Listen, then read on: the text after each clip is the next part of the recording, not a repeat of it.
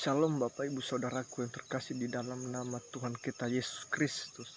Saya mau berbagi satu hal bagi kita. Di dalam kehidupan kita ini, seringkali kita mengalami suatu masalah.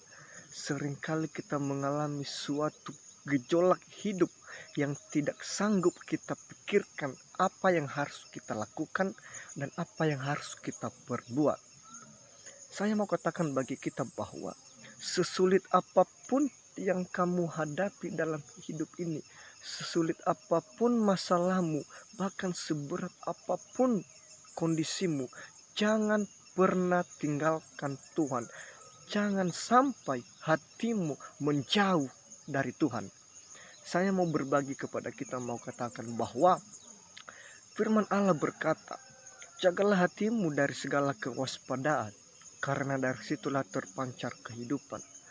Di dalam hidup ini, ada banyak masalah yang kita hadapi, ada banyak tantangan yang sulit kita mengerti.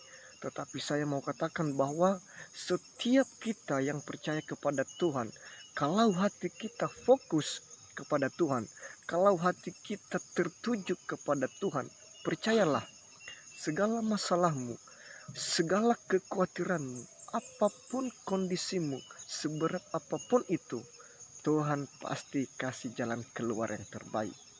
Karena rancangan Tuhan adalah mendatangkan kebaikan bagi setiap kita.